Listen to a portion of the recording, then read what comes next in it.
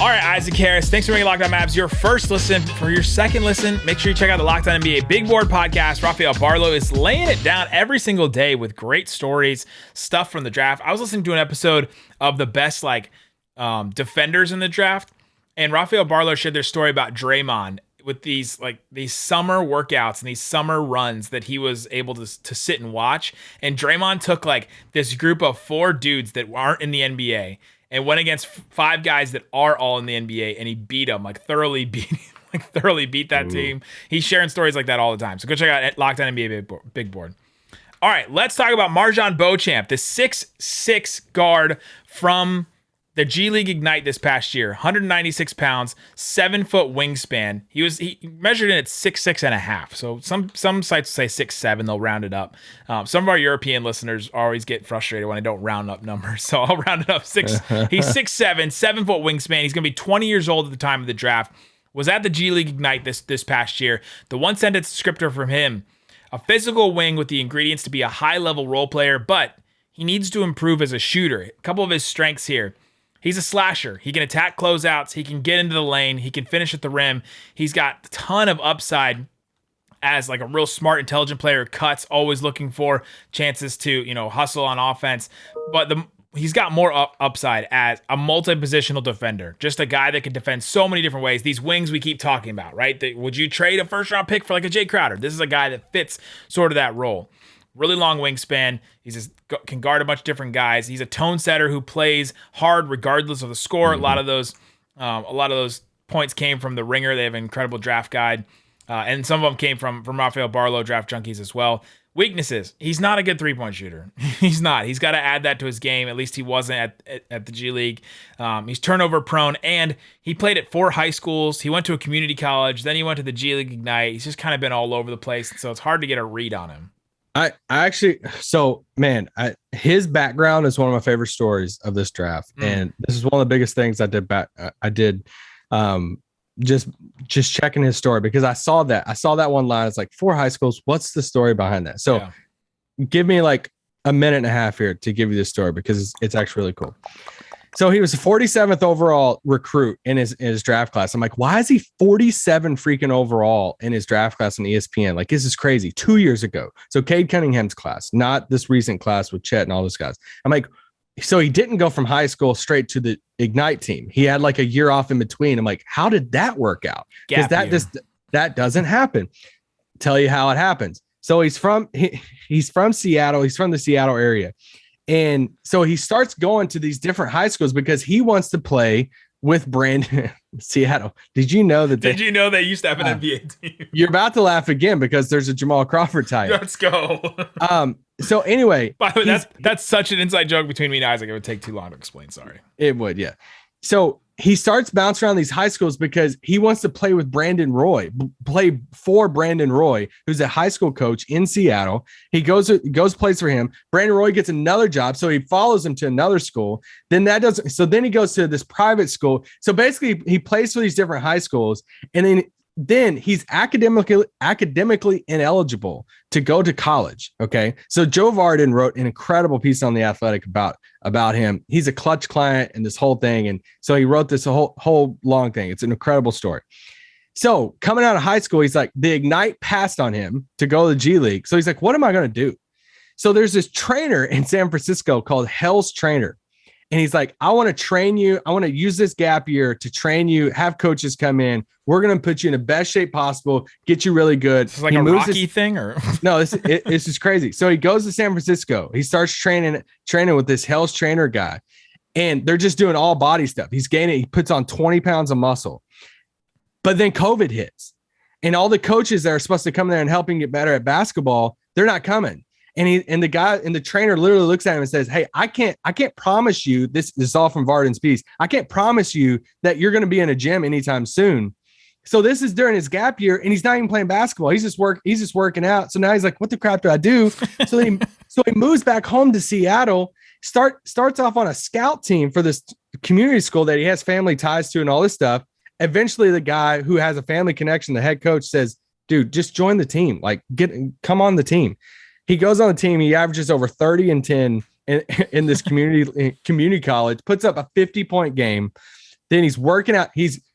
Then he goes and plays a ball in one of Jamal Crawford's rec league teams, all this stuff, builds that connection. He works out in Memphis. Jamal Crawford calls Rod Strickland, who's over the G League Ignite, and says, hey, you gotta see Marjon again. Like, I know y'all said no before, but you got to see Marjon again in Memphis. Rod Strickland goes to Memphis, works him out, sees him and everything. And he's like, hey, I'm going to invite you to play for the Ignite team. So I say all that because it's such a crazy, crazy story. Yeah. And he talks about how he went to that rec league game to play for Jamal Crawford and he rolled his ankle. It was that moment. He's like, dude, is this even going to be part of my future? Like, COVID impacted everything, just going around to different schools, just in wild, crazy story. I also said to say, I think it's almost like a blank slate. Like, if he played in one school in high school, I don't think he's the 47th overall recruit in ESPN rankings. And it's like that impacted that, which impacted like his whole development. He's so athletic. He's so good at defense. He's such a good slasher, like you said. In transition, his numbers are awesome. Defense, awesome. It just all depends on his shot.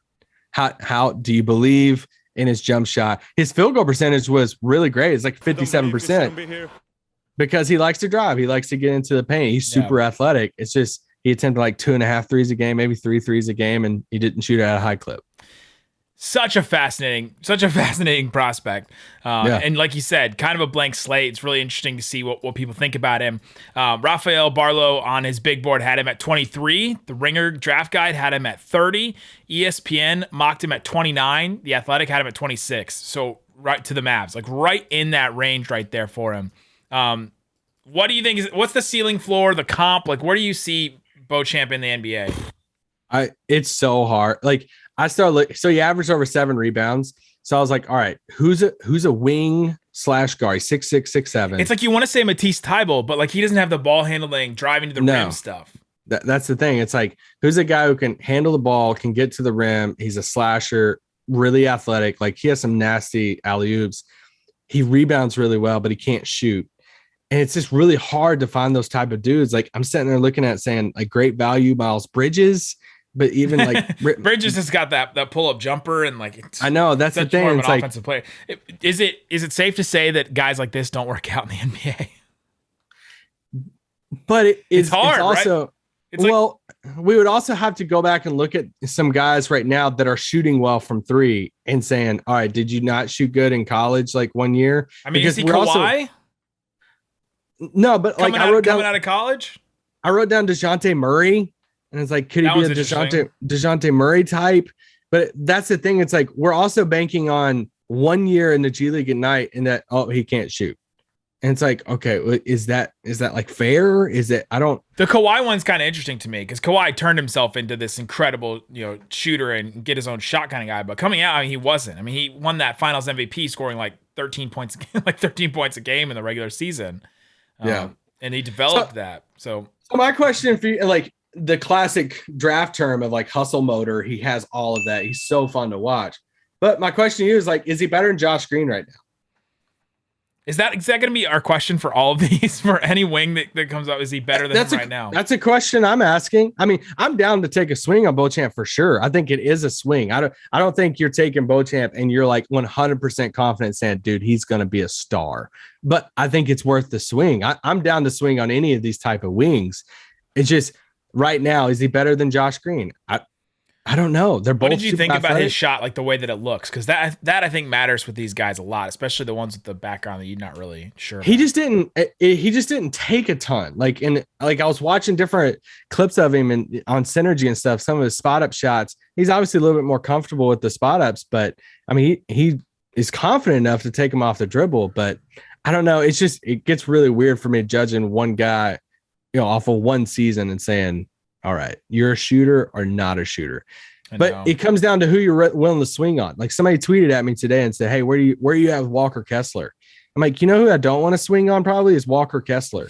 It's like, I would much rather swing on a Marjon Beauchamp and say, dude, I know you're going to work your butt off. I know you're going to play defense. You're going to hustle. You're going to be in transition. Like you're going to all that. You can be playable and like have moments, Yeah. You're going to like, if Josh Green can play in the playoffs, something like he could probably find some minutes in the playoffs. And We've seen the path Dorian Finney-Smith started on of like, hey, he couldn't shoot a ton at the beginning, and now he's a pretty dang good shooter now. So why the Mavs should and shouldn't take him? If you take him, you're betting on all the other attributes to outweigh the lack of a shot, and maybe you're more in on the shot than somebody else is, and you think he can knock down a couple. We just need him to be credible from the outside, and everything else is going to work out. And you take him because look at that game 3 in the NBA Finals. You have to have some physical, like big wings that can like be strong, can attack, can guard multiple positions and all that. And he is one of those guys that can guard that. And you don't take him because you think that the shot is too bad, that all the other stuff won't work, because you can't have. I mean, Matisse Thybulle was like this defensive wing that everybody was raving about, couldn't shoot. And then he just couldn't play in these last playoffs. Like there's just certain playoff matchups you can't play against. You can't play guys that can't shoot. And the Mavs even saw that, against the Warriors. And so that's why you don't take him, is if you don't believe in the shot. Because I feel like everything else can work out for him in the NBA. It's that shot that matters so much. And look at his story. It's like, this dude is a worker. Like this dude is determined to make the NBA. And it's like, I went to all the different high schools, went to do this training thing. Then it was like, dude played at a community college type of thing. And like, he's everywhere. And like Ignite told him no 1 year and he worked his butt off. And now he played for Ignite this past year with Dyson Daniels and Hardy and those guys. And it's like, that's the type of stuff like, dude, he could have gave up, 2 years ago, but he didn't. And he wants to make the league. And I don't know. I'm down. I'm down for a swing on him. I put him in that same category as a lot of these other wings right there, the Kendall Browns, the EJ Liddells, these guys that we're talking about. Like I would swing for Beauchamp over Hardy. I like him more than Jaden Hardy. Yeah, it's interesting because you'd rather bet on the skill set that Beauchamp has over the skill set that Hardy has. With like, you got to be so elite at what Hardy does to be good in the NBA, but to be what Beauchamp could be in the NBA, it's just that one skill that has to come around, is that 3-point shooting. And if it does, and he's just solid, like 35%, then all of a sudden you have a really, really good wing on your hands. So I'm so curious of like, if you put a board bet on it and say who goes higher, Hardy or Beauchamp, because they both play the perimeter, but they both excel at different things. Hardy is higher on boards right now, I think, than Beauchamp. Yeah, and look at the backgrounds too. Hardy was number 2 in his class behind Chet, in that draft class and everything. Had offers from all these schools and chose to go to Ignite. And it's just 2 totally different players, different backgrounds, different skill sets, but both played in G League. And it wouldn't shock me if Beauchamp went higher than him, because a really good team says, hey, you can come play for us in the playoffs right now, compared to, Hardy needs some time.